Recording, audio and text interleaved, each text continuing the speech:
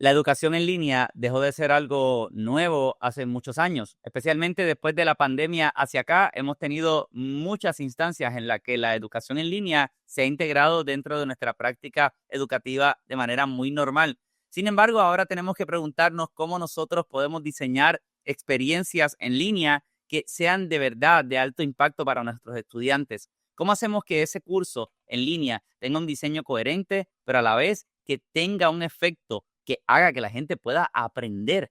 Si eso es algo que tú te has preguntado y si es algo que en realidad has vivido, que has tenido experiencias en las cuales tú dices a esto le hace falta algo, yo te invito a que te quedes en este episodio de Sala de Facultad, porque aquí vamos a hablar con un invitado que nos va a hablar de cómo diseñamos cursos online de alto impacto. Así que no te vayas para ningún sitio porque Sala de Facultad acaba de comenzar.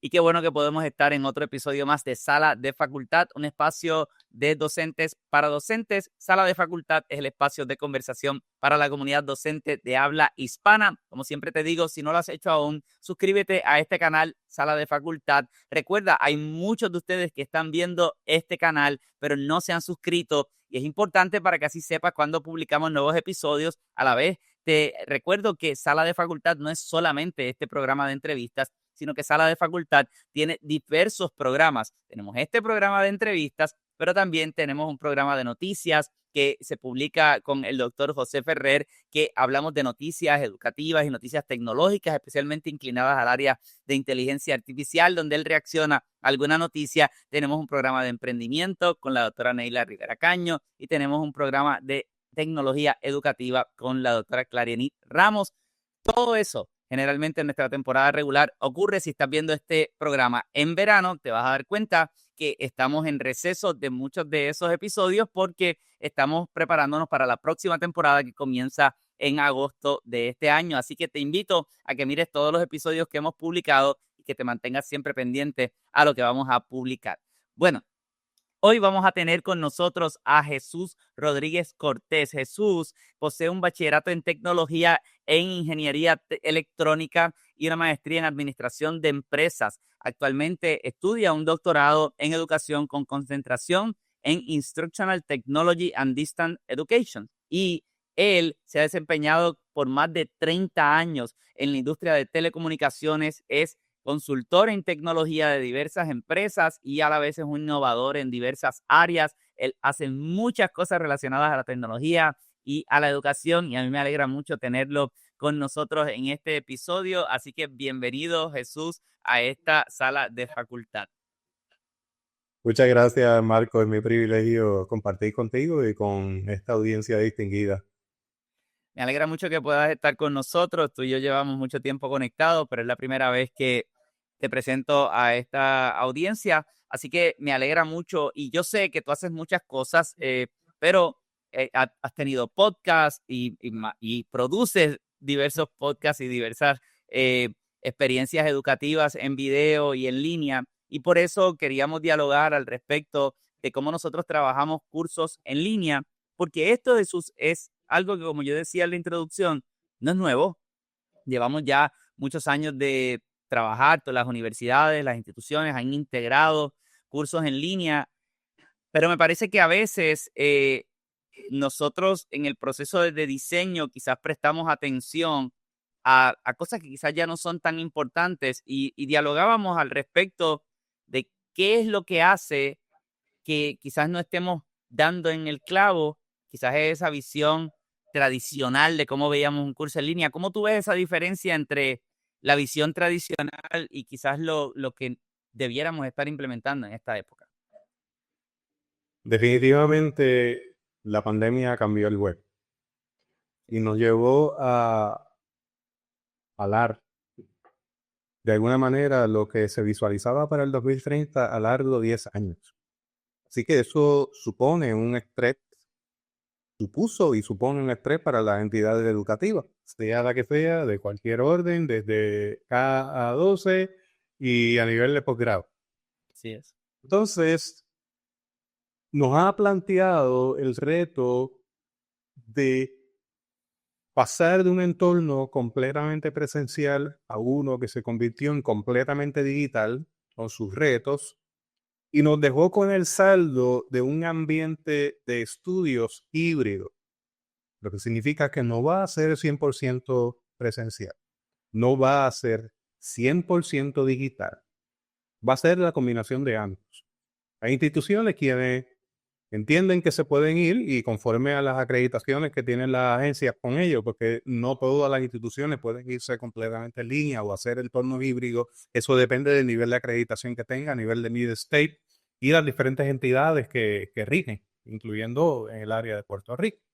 Pero habrá quienes se vayan 80-20, 50-50, 60-40, depende de cuál sea la aproximación de esa entidad con respecto a atender esta aproximación que ahora es híbrida. Y la experiencia que me lleva a pensar sobre esto en conversaciones que hemos tenido es que la visión tradicional no necesariamente es compatible con esta nueva realidad.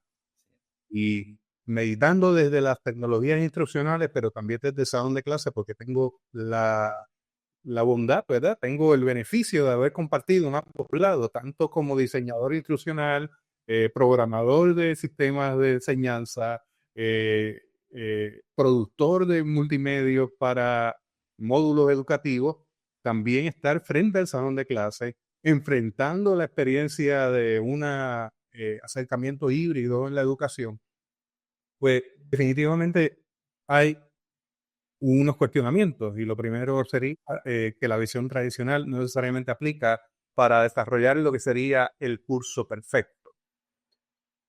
No existe Y que es un curso perfecto, ¿verdad? Porque cuando nosotros hablamos de un curso perfecto, quizás nosotros, cada cual puede tener en mente diversas cosas. ¿Qué para la gente tú piensas que significa eso del curso perfecto? Porque yo tengo una idea de lo que puede ser un escenario ideal, pero posiblemente eso cambia de escenario en escenario, ¿verdad? No sé, ¿qué tú crees que la gente piensa que es el curso perfecto? el curso perfecto, ya viéndolo a la luz de la tecnología instruccional, era aquel que sea infalible, que esté todo cuadrado, que esté todo puesto en su lugar y que a nivel tecnológico sea lo máximo. Pues déjeme decirle que tal perfección no necesariamente existe. Que más bien esa expectativa de perfección nos puede llevar a un problema de rigidez, de una autoexigencia innecesaria y a olvidar que tenemos oportunidad de mejora continua. O sea, el curso en línea perfecto parte de la idea de que no es rígido, sino que uno que está en mejora continua, considerando cuáles son las necesidades diversas del estudiantado. Así que en estos días, y yo sé que tú has estado estudiando también bastante esto, se está hablando del aprendizaje adaptativo, cómo respondemos a las necesidades del estudiantado en medio de todo este reto de integrar tecnología en la educación. Entonces, me pregunto, en ese proceso, ¿cómo? Voy a tirarlo por dos líneas.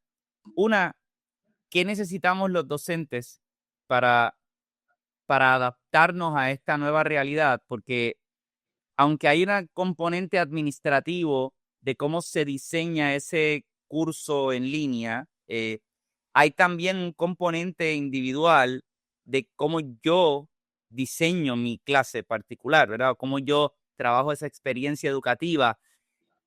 ¿Qué necesito yo eh, para, para que ese curso funcione? ¿Qué tú crees que a nivel de mentalidad, a nivel de acercamiento a la educación, qué necesito yo?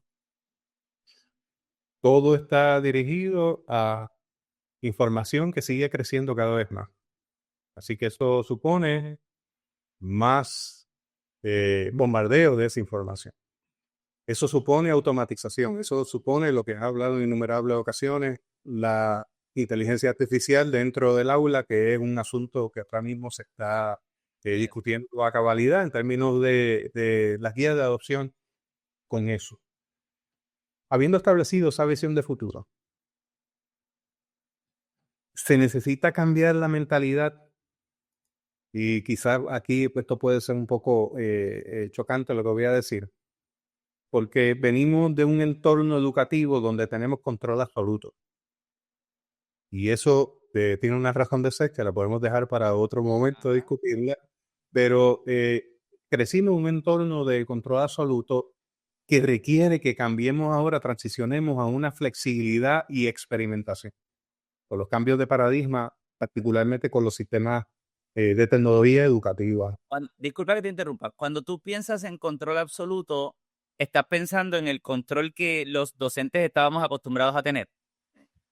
Claro, porque cuando llegábamos al salón de clase, llegábamos con todas las impresiones de los exámenes que íbamos a dar, se repartían, el material se repartía completamente presencial, completamente en un ambiente controlado. De alguna manera, todo estaba de alguna manera estructurado para unas experiencias educativas y eso pues nos llevó a desarrollar esa sensación del control absoluto, incluso de la cantidad de papeles, qué tipo de lápiz se iba a usar, si era el número 2, tenía que tener 2 lápices, llenarlo, las formas con las burbujitas, todo eso. Y que le gusta la filosofía. Esto es lo que Michel Foucault hablaba del poder y el control. El panóptico, Tú de sabes. Lalcy Ferris. Claro, y si nos vamos con Foucault, Foucault lo que nos dice es que los sistemas educativos de los cuales somos recipientes vienen de los sistemas carcelarios. Básicamente de un lugar central donde se vigila y se castiga. Vigilar y castigar. Vigilar y castigar. Claro, claro. Entonces, eso nos plantea salirnos de la idea del control absoluto a una idea de flexibilidad y experimentación. Y esto suena un poco fuerte y puede sonar hasta laxo, pero el paradigma en que usted y yo crecimos, ese tiempo, esa época, ya no existe. Hay un cambio de paradigma y ese cambio de paradigma afecta el nivel educativo. Entonces, tenemos que ir abrazando la idea de ver cómo mejoramos, cómo tenemos la oportunidad de mejora, incluso cuando cometamos errores. Así que la integración de tecnologías educativas en un ambiente de educación en línea reconoce el error como una oportunidad para mejorar y no como un fracaso. Usted y yo venimos de un ambiente donde el fracaso se castigaba. Cierto, cierto. Ahora el error supone una oportunidad de mejorar y el resultado entonces sería la creación de ambientes adaptados y creativos. ¿Y cuál es el problema con abrazar la creatividad en un sistema que tenía un control absoluto? Y fíjese que usé la palabra pasado, tenía. Claro, claro. La creatividad supone un riesgo, precisamente cometer errores. Sin embargo, la creatividad nos permite también explorar nuevas oportunidades y plantearnos la pregunta, ¿y qué pasaría si tenemos éxito? Con esta aproximación educativa que estamos haciendo, en esta integración tecnológica, con esta integración de multimedia a la medida para atender las necesidades del estudiantado emergente. Eso es lo que vengo, ¿verdad? Y que venimos varias personas dentro del ambiente educativo que nos dedicamos a las tecnologías instruccionales, preguntan nada. Hay algo que yo creo que es bien importante y es que tú mencionabas cómo los docentes estaban acostumbrados al control y cómo es difícil renunciar a eso y entrar en un proceso de creatividad y de un espacio que, como tú dices, tiene algo de laxo, hay algo de eso, pero me recuerda a una experiencia reciente en la que pude presenciar un curso y la persona, no quiero dar detalles porque yo estoy en tantas experiencias que no quiero que nadie se sienta identificado, pero pude ver cómo la persona que estaba ofreciendo la clase tiene todo el control. Y mira el asunto, por qué me chocó? Porque gran parte de la información que estaba ofreciendo información, ese era su rol. eh, nacía de un texto, de un libro de texto, que los estudiantes podían acceder y por lo tanto, pues, en mi mente empieza a surgir la idea de I can cut the middleman. Yo puedo cortar al narrador de la información, puedo agarrar el libro, puedo leer el libro y voy a obtener la misma información.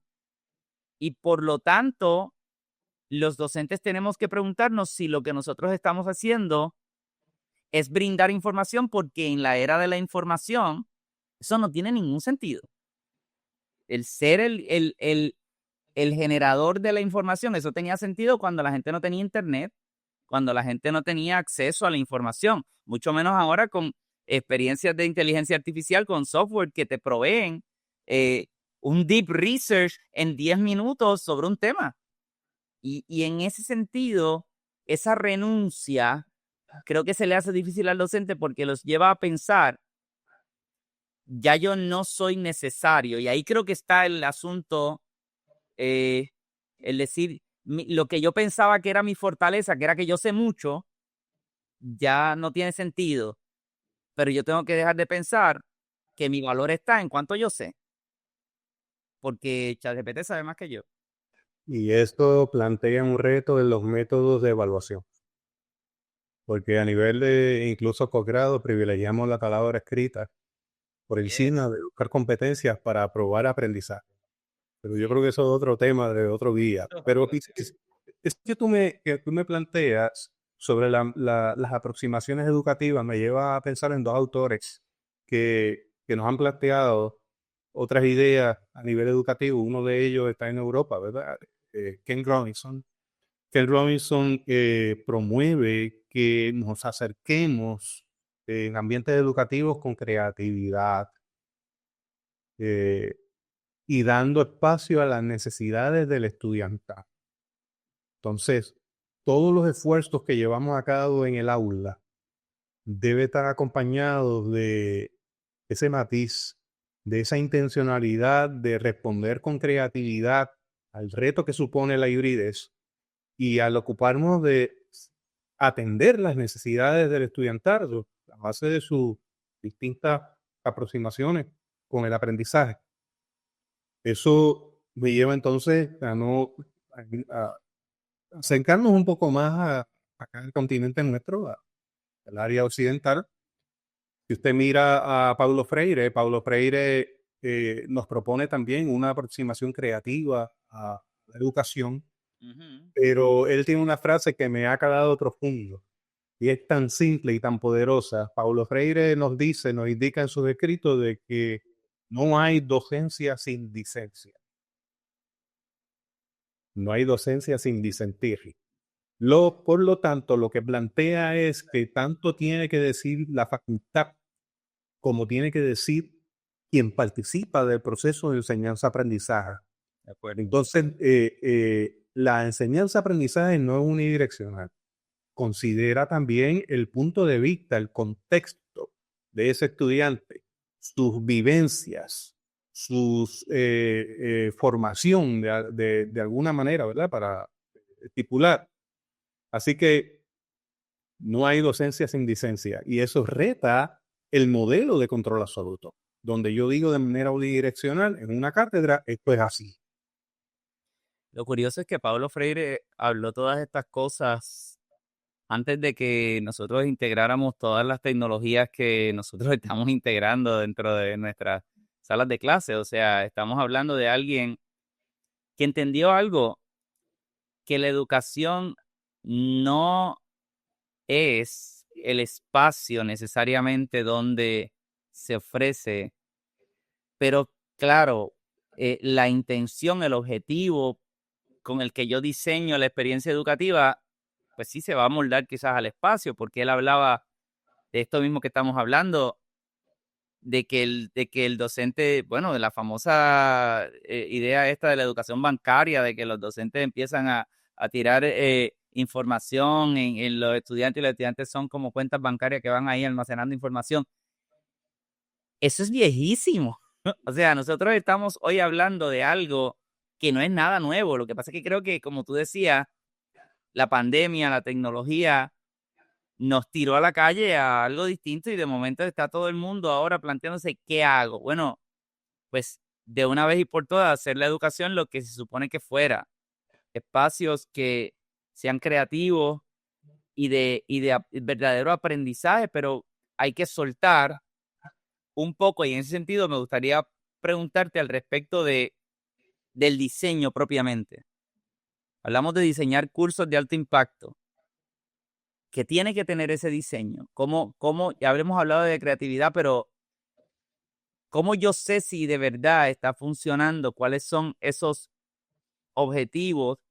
Porque entonces quizás yo estoy pendiente a mi curso no funcionó de una manera u otra, pero la pregunta es, eh, ¿cómo sé si está funcionando? ¿Cómo yo diseño un curso para que funcione y asegurarme que está funcionando? Debemos comenzar afirmando lo siguiente, para que que nos relajemos un poco con el asunto de las tecnologías instruccionales aplicadas en la educación a distancia. Un curso perfecto no es simple, por lo tanto, un curso de alto impacto no es aquel curso que no falla, es el curso que cumple con sus objetivos. Y en ese sentido, echamos mano de lo que ya sabemos. Me gusta eso. Objetivos claros y medibles. O sea, el diseño instruccional tiene que ocupar uno de los asientos frontales del vehículo. No estamos abdicando al diseño instruccional. Te escucho. Sí, no, me gusta lo que estás diciendo porque es el diseño toma un rol importante. El colega José Ferrer, que recién publicó un libro sobre experiencias de aprendizaje, es que el diseño de las experiencias tiene un lugar importante, tiene quizás el lugar más importante porque todo va a funcionar o a no funcionar de acuerdo a cómo se haya diseñado eso. O sea, esto es como una casa mal diseñada, va a tener problemas, va a tener liqueo, viene un viento y la tumba. O sea, entonces yo necesito un buen diseño y muchas veces no aprende nada la gente porque no hay un buen diseño. Entonces le echamos la culpa a los que no aprenden. Es que esta gente que no aprenden, es que esta gente que, de hecho, el gran problema ahora con la inteligencia artificial de mucha gente es que los estudiantes, hace unos días un colega me dijo, eh, nuestros estudiantes son de los que hacen trampa con la inteligencia artificial. Si yo escucho esas cosas y yo digo, oh, qué privilegio tú tenías. Tus estudiantes no hacían trampa antes, no buscaban copiarse antes. Es hace 2 años que se empezaron a copiar. Tú vivías en Disney, porque, y claro, me dices eso y me doy cuenta que estás pensando en que los estudiantes se copiaron porque les mandaste una tarea que no servía para nada, que el objetivo principal era ir y buscar una información de un sitio y traspasarla a otro lugar. Y entonces, el estudiante se copió, pero ¿cuál era la tarea? Buscar información, pero bendito Dios. O sea, que ahí es donde a veces nosotros fallamos, el diseño define mucho qué es lo que va a pasar. Entonces, si lo comparamos con un vehículo, estamos montados en un vehículo, ¿quiénes deberían estar sentados en los asientos frontales? ¿Quién está manejando y quien pudiera considerarse su copiloto? Pues tiene que manejar la visión. ¿Cuál es la visión? ¿A dónde nos estamos dirigiendo con este esfuerzo educativo? Y a su lado tiene que estar el diseño instruccional, Sí. como alguien que interpreta el mapa, que va dando direcciones, que nos va llevando en el camino en ese vehículo. ¿Y qué ocurre cuando en lugar de eso tenemos la administración y las opiniones ocupando los primeros asientos frontales? Pues tenemos el peligro de estrellarnos en el esfuerzo educativo. Así que me imagino que esta imagen pudiera traer un poco de dirección a la discusión Tiene que haber objetivos claros, que sean medibles. No estamos dedicando a eso, no estamos aquí improvisando. Tiene que haber evaluaciones formativas que sean sumativas, y cuando hablamos de evaluación, tenemos que buscar que los pedazos de información sean digeribles.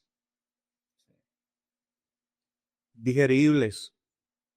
He visto instituciones, yo no estoy hablando de las tuyas, por si acaso, así que no se sienta aludida, no se sienta aludido, pero Tranquilo todo el mundo. yo he visto casos donde educación en línea con diseño instruccional es un video de 2 horas de un docente detenido hablando desde un podio sin parar por 2 horas, entregando toda clase de información, y ese video lo que hace es que se empaqueta y se coloca para que un estudiante vaya a un módulo, vea un video de 2 horas y aprenda de lo que escuchó de esa grabación en un entorno presencial. Por lo tanto, eso nos plantea un problema porque no se aplica necesariamente el entorno en línea poniendo en función la tecnología educativa. Tiene que haber lazos de tiempo específicos, pedazos de información pequeños que se vayan sumando a este proceso de formación. Y a la vez también considera las brechas que se van detectando. ¿Por qué? Porque el estudiantado no aprende de la misma manera, ni al mismo ritmo, ni al mismo tiempo. Entonces, ahí entra el asunto de esa evaluación. ¿Cómo esto está siendo efectivo o no? Y si hay brecha, pues entonces, ¿cómo nos comprometemos a trabajar con esas brechas? Hay algo que yo he experimentado cuando yo abrí mi canal de YouTube para estudiantes. Yo lo hice con la intención de suplementar asuntos que en mi salón de clase yo no podía cubrir porque yo enseñaba historia, filosofía y yo necesitaba que mis estudiantes escribieran mejor, comunicaran mejor, ese tipo de cosas. Y empiezo a publicar estos videos y luego pues se convirtió en el proyecto que tengo. Pero hay un comentario que me llega frecuentemente a los videos y es que me dicen, hace 2 días me publicaron uno que decía, aprendí más en 11 minutos que en todo el año en la clase. Y eso eh, yo lo tomo como una expresión de agradecimiento, pero hay algo subyacente ahí, ¿no? Es que muchos estudiantes se sienten que llevan perdiendo el tiempo quizás porque no logran entender bien qué es lo que están aprendiendo. Cuando vamos a una experiencia en línea es aún peor, porque entonces eso que tú estás diciendo, está ese video largo que ya de por sí eso es un problema porque la mayor parte de los estudiantes y de los adultos, todos consumen videos cortos.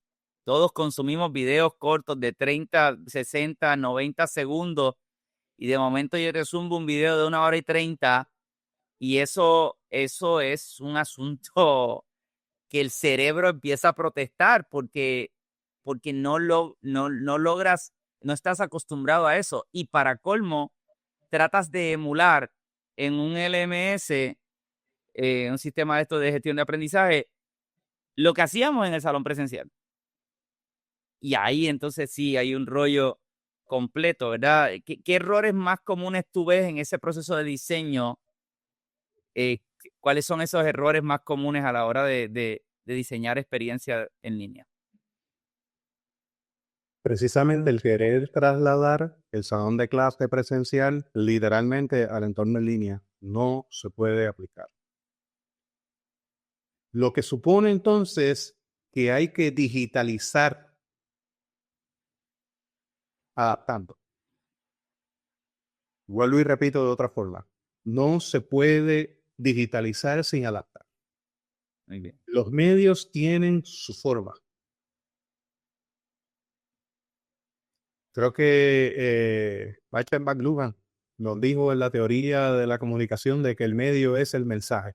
El medio del mensaje.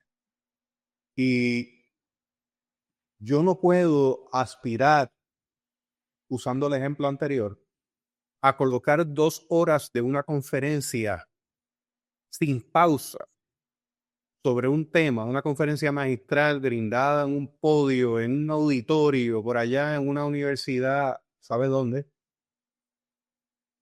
Y que el estudiantado vea ese video de 2 horas y arrenda. Se necesita digitalizar adaptando. Por lo tanto, cursos estáticos que busquen la estructura tradicional son cursos de baja retención. Mire, yo le voy a dar un ejemplo más práctico porque tuve una retroalimentación de un estudiante recientemente en mi salón de clase. Y le voy a compartir los siguientes comentarios, obviamente guardando los detalles del estudiantado y también compartiéndolos con suma humildad.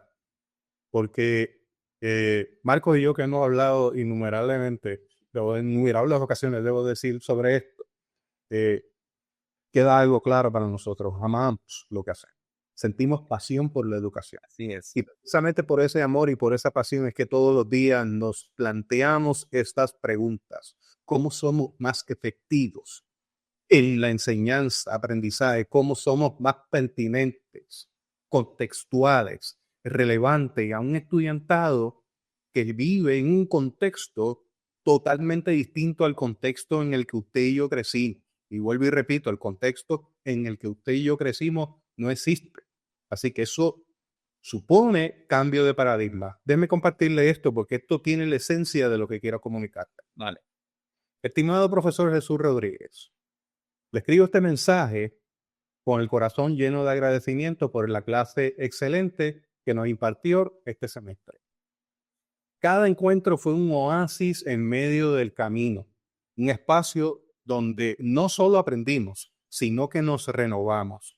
Usted logró crear una experiencia formativa profundamente significativa, donde el contenido se volvió aplicable, transformador y pertinente a nuestro caminar. Observó esa línea.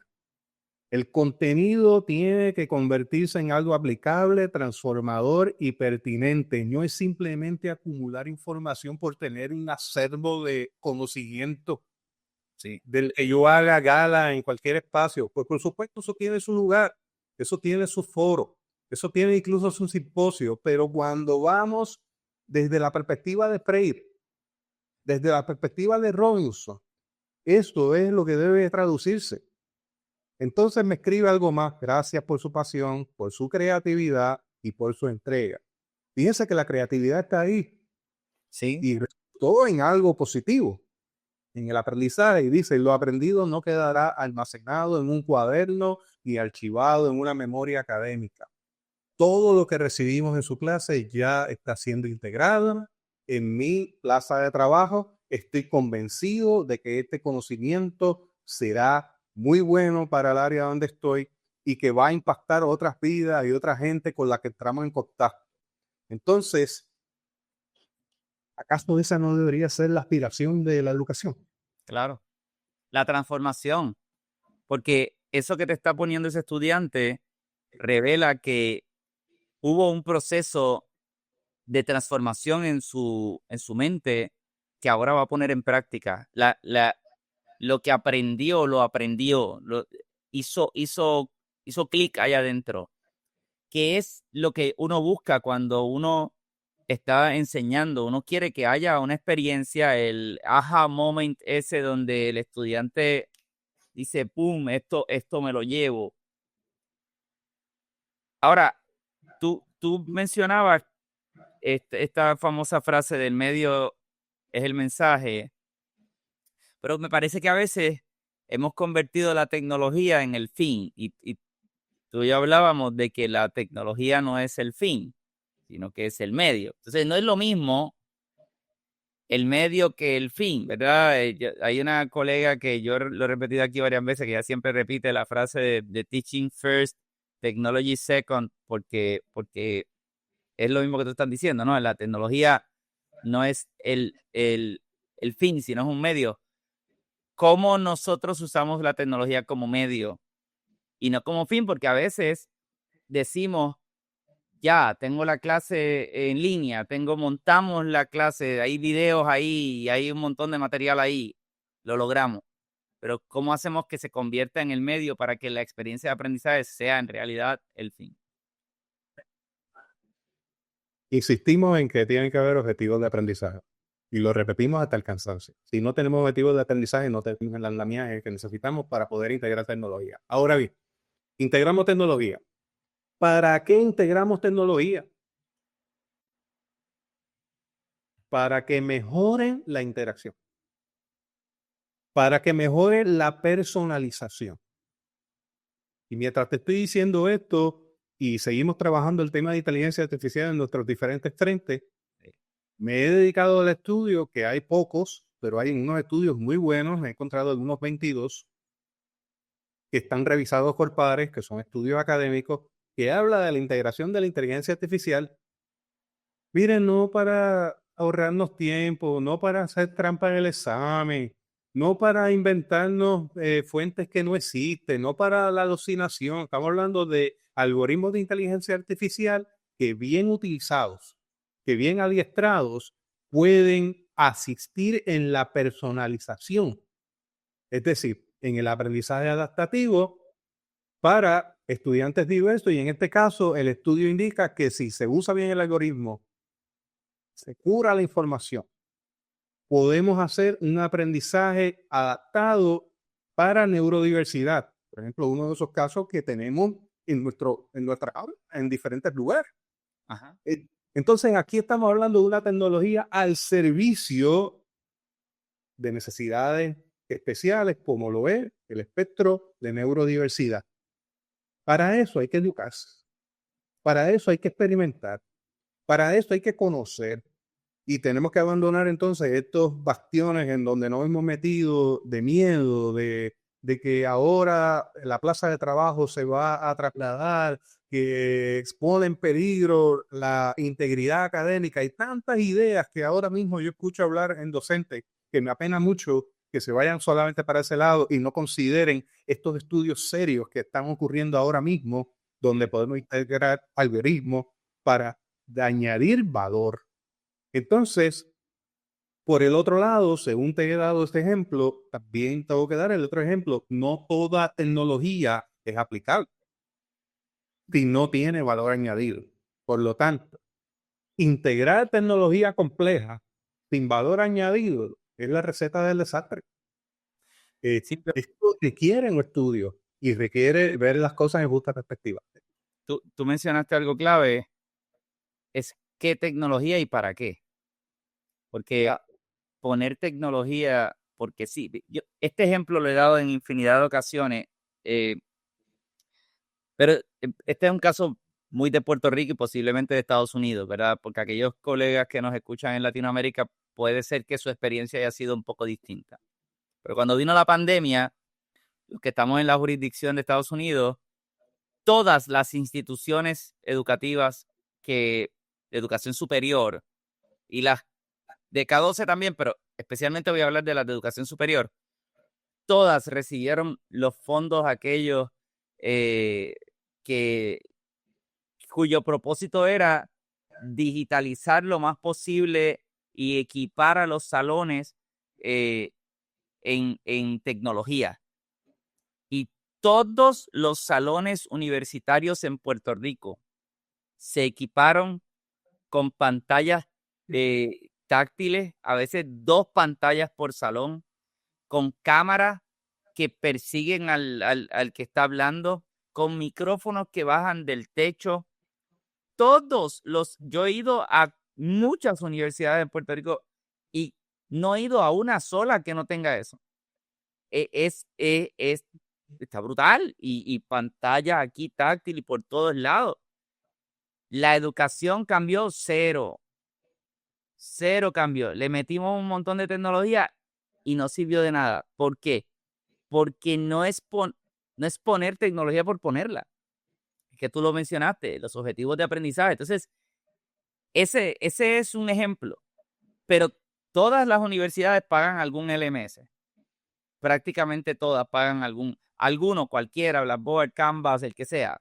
Y tampoco cambia mucho. Generalmente los diseños tienden a ser similares, pero le hacemos un checkmark a la acreditadora y le decimos, nosotros tenemos los cursos en línea, check. Nosotros tenemos tecnología en los salones, check. Pero la educación no cambió. No hay una transformación en la experiencia educativa. Entonces, viendo tecnología sofisticada, que puede terminar entorpeciendo el aprendizaje. ¿Por qué? Porque empezamos a hacer muchos checks y a poner videos que no tenían nada que ver con el diseño instruccional. Entonces, no tiene pies ni cabeza. Por eso volvemos al asunto del diseño instruccional, de la necesidad de revisión constante y de mejora continua, porque realmente no existe el sistema en línea perfecto. El sistema en línea perfecto requiere de un acercamiento en creatividad motivado por las necesidades del estudiante. Déjeme darle un ejemplo donde he visto que ha fallado un sistema de aprendizaje, la realidad virtual. De tantos papers y tantos que hemos visto, la realidad aumentada, y en los momentos ponemos ahí realidad virtual sin guía. Tengo De nada. un paseo virtual por un área que no me dice nada, que no me explica nada y que no tiene objetivos de aprendizaje. Entonces integramos la tecnología de avanzada, sofisticada, pero el resultado fue frustración y sobrecarga en el estudiantado. Por lo tanto, baja tasa de participación, incluso egresados, porque eso tiene su función, eso tiene su virtud, pero el hacerlo por hacerlo termina entorpeciendo el proceso de enseñanza-aprendizaje. Yo te quiero hacer dos preguntas y así ir aterrizando el avión de esta conversación. Una es que yo me he dado cuenta que los cursos en línea requieren también un requisito de organización y gestión del tiempo de parte del estudiante. Porque tiende a ser un curso más independiente, más autónomo, el proceso de cuándo yo consumo el video, en qué momento me siento. El estudiante también está muy adaptado a la gestión tradicional. Y yo he tenido cursos en línea donde el estudiante me escribe, profesor, ¿cuándo es el curso? Yo le digo, ¿cómo que cuándo es el curso? El curso comenzó cuando comenzaron las clases. No, pero cuando, bueno, hay una reunión sincrónica, pero ese no es el curso. Esa reunión sincrónica vamos a atender unos asuntos específicos muy concretos, pero hay todo un material y si el estudiante no está eh, adaptado a ese aprendizaje autónomo de yo me voy a sentar a trabajar tantas horas a la semana, a leer, a ver videos, a hacer tareas, y que no va a venir un profesor a pepitarme toda la información, pues entonces eso también es un problema. ¿Cómo tú trabajas ese asunto desde la experiencia del diseño? Como habíamos dicho anteriormente, esto depende mucho de la respuesta del estudiantado. Así que la contestación va en dos vías. Eso implica que el docente tiene que adquirir las competencias y necesita convertirse en el facilitador, en el mentor y en el soporte. Y usted dirá, todo es por adicionar lo que tengo. Bueno, es que ya está integrado. Ya es parte de nuestra realidad como docente. Sé que estamos en un periodo de transición, pero la docencia de aquí al 2030 va a requerir de personas capaces de dominar todas estas destrezas del multimedio, del diseño instruccional y de detenerse frente a una cámara, frente a un salón de clase híbrido para hacer una entrega, ya sea sincrónica, asincrónica, híbrida. Ajá. Y eso nos lleva, aparte del docente, ¿verdad?, en la necesidad de capacitación. A mí me alegra mucho que tú estés haciendo este esfuerzo, Marco, porque es que esto equipa a la facultad en destrezas que lamentablemente no se cubren en otros foros. Deberían estar cubriéndose en otros foros. Y aquí están trabajándolo, ¿verdad?, desde nuestra visión, desde nuestro entendimiento y desde lo que hemos visto en esa visión, en ese vehículo que hablamos en principio. La visión 2030 es una facultad capaz de navegar todo este espectro de tecnologías instruccionales junto con la educación en línea, que es híbrida, de una manera fluida. Y eso hasta ahora no lo hemos tenido. Así que eso requiere conocimiento, literacia, voluntad, esfuerzo y también requiere intencionalidad. Ahora bien, tenemos el lado del estudiantado. Entonces, eso nos plantea el rol que juega la retroalimentación del estudiante en ese proceso de evolución de este sistema educativo. Entonces, en una educación híbrida corremos el riesgo de que hay estudiantes que no saben ni la hora que es. No sabe que ahí hay un anuncio de que la sesión de su sistema de videoconferencia preferido, sea Zoom, sea Teams, Teams me dio escalofrío. Y sucesivamente no sabe que tiene que conectarse cierto día, cierta hora y cumplir porque es una sesión sincrónica, que también tiene una presencia en el salón de clase. Entonces, eso cae en el riesgo de un estudiante aislado, de que está cumpliendo también, de que siente que tiene que cumplir con unos checkmarks y ya. Así que tiene que darse una retroalimentación estudiantil junto con ese rol de la facultad de ser soporte, de ser instructor, de ser quien esté ajustando en la marcha para tomar esa retroalimentación, ir cambiando las dinámicas, los módulos, la manera en que estamos entregando.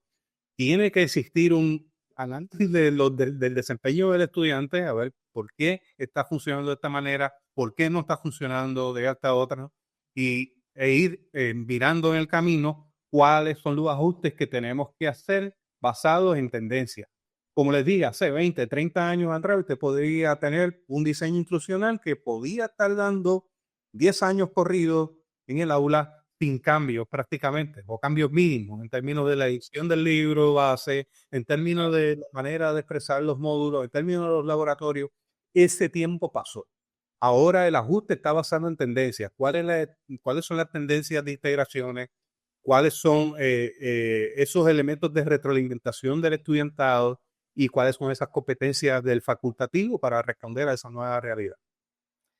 Quisiera preguntarte finalmente qué tú crees que tenemos que tener los docentes que están trabajando en ese diseño de experiencias de aprendizaje y quizás una o dos cosas que tú digas, mira, esto es algo a lo que nos tenemos que enfocar en este momento. En primer lugar, adaptabilidad crítica. ¿Me escuchó bien? No es adaptarse por adaptarse. No es adaptarse porque esa es la tendencia. No es adaptarse porque esa es la moda. Es una adaptabilidad crítica. Entonces, esa parte es importante porque recae en el docente conocer, interpretar, fungir como guía en ese proceso de enseñanza-aprendizaje. ¿Basado en qué? En el diseño instruccional. Entonces, hay diseños instruccionales que son inflexibles. Podemos mencionar por ahí unos cuantos. Yo no quiero tocar sensibilidades aquí, pero sí le puedo hablar de otros métodos de diseño instruccional que son flexibles, que permiten que si en algún punto de camino un módulo no está funcionando bien, yo puedo trabajar con este módulo, ajustarlo sin afectar todo lo demás. Entonces tenemos que buscar modelos de diseño instruccional que sean flexibles. Ojo, instituciones, ojo, los líderes educativos que escuchan este programa, hay que ser flexible, hay que tener diseño flexible. Hay que diseñar con evidencia, Marco. ¿Cuál es la evidencia? El resultado que yo estoy teniendo en el aula. Sí es. Si la evidencia me está diciendo que no funciona, la tasa de retención me lo dice el desempeño, me lo dice la evaluación formativa, me lo dice la evaluación sumativa, me lo dice la evaluación al final del curso, tanto de la facultad hacia el estudiantado como del estudiantado hacia la facultad. Así que hay que diseñar con evidencia. Mire, el semestre próximo yo voy a ofrecer el mismo curso que ofrecí este semestre. ¿Y usted sabe qué yo voy a hacer? Yo voy a mirar cada uno de los nombres que está ahí en ese curso. Voy a ver su linaje, voy a ver cómo ha sido su desempeño. Y el primer día de clase, créanme que yo me voy a sentar a conocer a cada una de esas personas que está ahí en el aula, tanto digital como presencial, para ocuparme de que yo estoy diseñando con evidencia y que estoy siendo contextual, pertinente y relevante a ese estudiante. Y no es cómodo, toma tiempo, pero es altamente efectivo. Así que el diseño instruccional no es estático, es algo que va cambiando, pero va cambiando con la evidencia de lo que vamos viendo de las experiencias educativa en la medida que va pasando el tiempo. Y en tercer lugar, y no menos importante, el foco de estas experiencias que se diseña tiene que estar en la experiencia humana, no en los 0 y 1, no en cómo se ve el tamaño del video, no en que estoy usando Blackboard, que estoy usando Moodle, que estoy usando Populi, que estoy usando Jensabar, que estoy usando OpenEDX Y toda y la... otras aplicaciones que puedan haber. Cada una va a tener su fortaleza y su debilidad. No vamos a encontrar el LMS perfecto. Así es. Eso nos queda entonces como docente. Diseñar con un foco en la experiencia humana. Estamos tratando con personas que tienen diversas maneras de aprender, que tienen diversos contextos, que tienen diversas linajes en términos de dónde viene, de qué tuvo a la mano, de qué no tuvo a la mano, y volvemos a lo mismo de la necesidad de diseñar a base de los perfiles, las personas, y privilegiar la experiencia humana en medio de un mundo altamente digitalizado. Me gusta ese final. Yo creo que podríamos estar 3 horas más dialogando, pero dejamos a la gente con las ganas. Así que gracias, Jesús. ¿Dónde la gente te puede conseguir? Sé que tienes un proyecto que estás levantando, Stratatech, y ahí hay un curso también que está pronto a iniciar, pero ¿dónde la gente puede conseguir más información de todo lo que estás haciendo en este momento?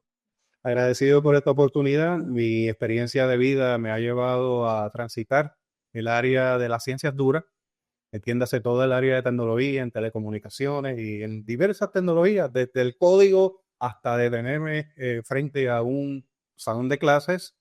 Y eso combinado entonces con las humanidades, todo lo que es el diseño instruccional, la pedagogía, la ciencia en términos de neuroplasticidad. Así que en mi caso he tenido el privilegio de poder integrar desde el código en la área de ciencias duras hasta la entrega en el salón de clases y todo lo que está de por medio, ya sea producción de multimedia, en audio, en video, diseño instruccional y todas tantas cosas que podemos hablar, pero por cuestión de tiempo, pues quisiera limitarme a hablarle de mi proyecto que se llama Strata.tech y así mismo es el dominio. Usted va y escribe Strata, STRATA.tech.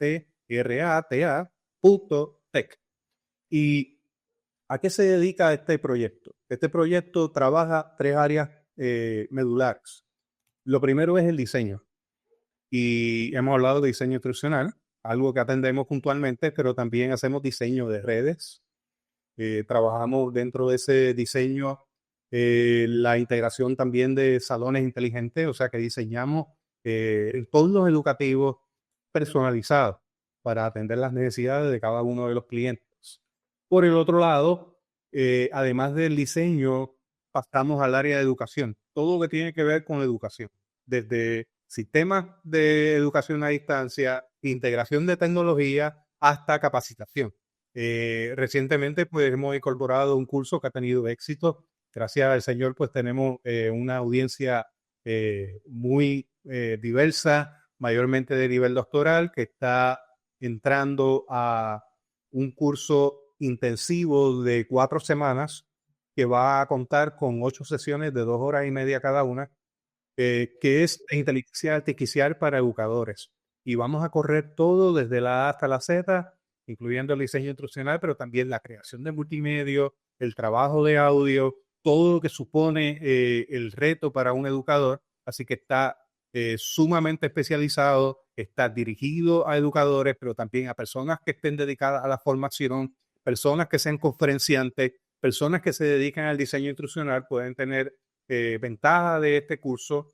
Y hay algo muy especial para mí en lo que yo hago en el diseño instruccional, que el curso incluye 3 horas de mentoría personalizada 1 a 1. Significa que la persona que se acerca a inscribirse tiene en una parte conmigo un equivalente a 3 horas para trabajar un proyecto particular dentro del área educativa o el área que sea de su interés, donde vamos a estar acompañándole puntualmente, haciendo coaching de tecnología. Si es que no comprende algo, pues sacamos una parte y le atendemos puntualmente. Y finalmente, pues tiene la parte de soporte. Así que es diseño, educación, soporte en toda el área que tiene que ver con asistencia técnica, en cualquiera sea el sistema tecnológico, ya sea en redes, ya sea en sistema educativo, ya sea en ciberseguridad.